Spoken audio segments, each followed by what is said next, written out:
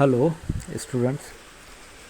अभी जो क्वेश्चन है वो क्लास 12th का केमिस्ट्री का डी एंड एफ ब्लॉक का ही क्वेश्चन है। और क्वेश्चन ये है, why is Cr2 plus reducing and Mn3 plus oxidising when both have D4 configuration. मतलब ये है क्वेश्चन के अनुसार कि D4 कन्फिग्रेशन दोनों कंडीशन में है, Cr2 प्लस और उसका 3D4 कन्फिग्रेशन है और Mn3 प्लस उसका भी 3D4 कन्फिग्रेशन है। तो एक रिड्यूस हो रहा है, दूसरा ऑक्सीडाइज हो रहा है, ऐसा क्यों? तो सबसे पहले जानना होगा कि व्हाट इज रिड्यूसिंग एजेंट। तो reducing agent means a substance that losses electrons. जो इलेक्ट्रॉन को लॉस करे वो रिड्यूसिंग एजेंट है। तो वो खुद क्या होगा, वो खुद ऑक्सीडाइज हो जाएगा। जैसे यहाँ पर Cr2 प्लस है, वो रेड्यूसिंग की तरह बिहेव कर रहा है, तो Cr2 प्लस से उसका ऑक्सीडेशन स्टेट हो गया Cr3 प्लस और एक इलेक्ट्रॉन का लॉस हुआ। इस वजह से उसका कन्फिग्रेशन जो कि पहले Cr2 प्लस के रूप में Ar3D4 4s0 था, अब वो Cr3 प्लस के रूप में जब आएगा तो उसका कन्फिग्रेशन हो गया Ar3D3 4s0। यानी कि वो 3D3 कन्फिग्रेशन जो कि एक octahedral field which has T2G configuration, T2G means triply degenerate configuration है and is half filled और ये वेरी स्टेबल है, बहुत स्टेबल है। तो उसको प्राप्त करने के लिए, उसको अचीव करने के लिए Cr2 प्लस से Cr3 प्लस में वो बदल गया और एक रिड्यूसिंग एजेंट की तरह बिहेव किया। लेकिन दूसरी तरफ Mn जो है, Mn3 प्लस, वो ऑक्सीडाइजिंग एजेंट की तरह बिहेव कर रहा है। मतलब वो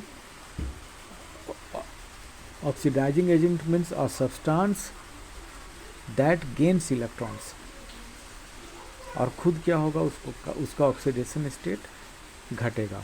यानी Mn3 प्लस से वो हो गया Mn2 प्लस। यानी इसका मतलब हुआ कि 3 से 2 हुआ, मतलब एक इलेक्ट्रॉन को गेन किया। क्यों गेन किया? क्योंकि शुरू में उसका कन्फिग्रेशन था Mn3 प्लस के रूप में Ar3D4 4s0, लेकिन एक इलेक्ट्रॉन को गेन करने के बाद वो हो गया Ar3D5 4s0। और इस सिचुएशन में Mn जो है वो हाफ फील्ड है, जो कि एक्स्ट्रा स्टेबल है। तो मुख्य रीजन क्या हो गया दोनों का इस तरह से बिहेव करने के पीछे, कि to get stability Cr2 plus is reducing and Mn3 plus is oxidising. तो Cr2 प्लस जो है वो Cr3 प्लस में कन्वर्ट हुआ और Mn3 प्लस Mn2 प्लस में कन्वर्ट हुआ।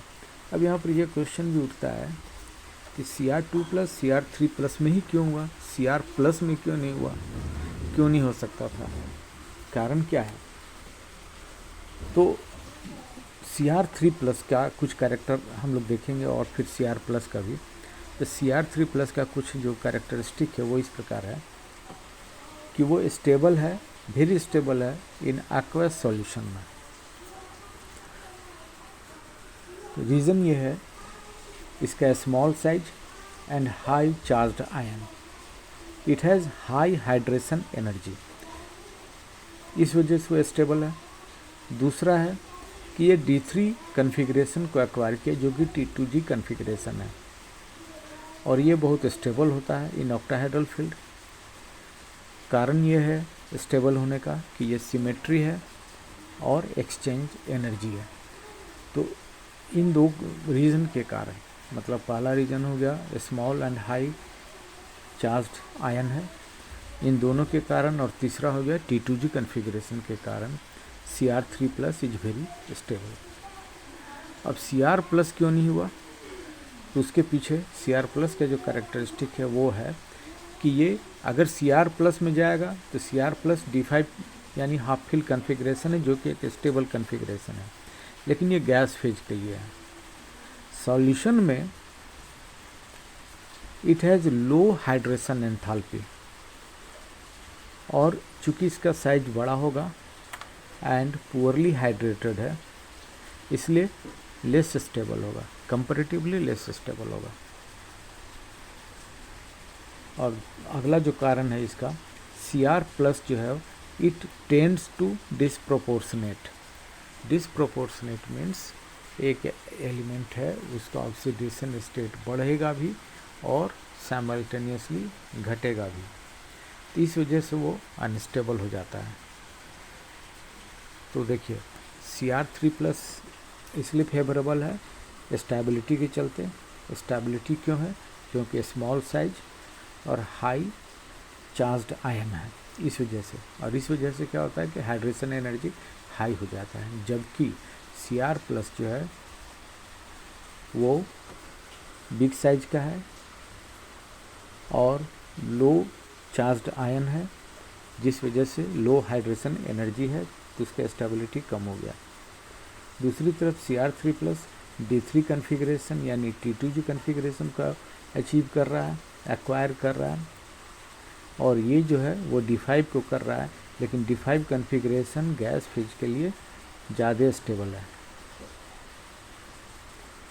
और दूसरा एक जो डिसएडवांटेज है Cr+ के साथ कि वो डिसप्रोपोर्शनेट होता है।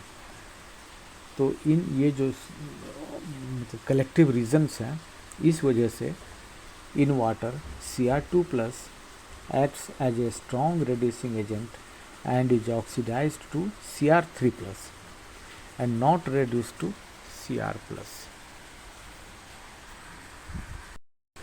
हम इसको एक बार फिर से सम अप करें। Cr2+ से Cr3+ इसलिए हुआ क्योंकि वो T2G कन्फिग्रेशन को अचीव कर रहा है, जो कि एक मोर स्टेबल कन्फिग्रेशन है।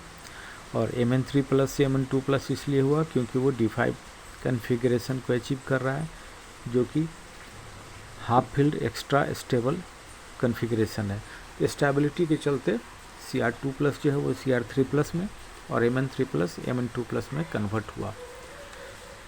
साथ ही हम लोग ये बोल रहे थे कि Cr2+ से Cr3+ में ही क्यों हुआ, 2+ से 3+ में क्यों हुआ, 2+ से ओनली प्लस में क्यों नहीं हुआ? इसलिए नहीं हुआ क्योंकि Cr3+ मोर स्टेबल है इन कंपेरिजन टू Cr+। क्यों मोर स्टेबल है?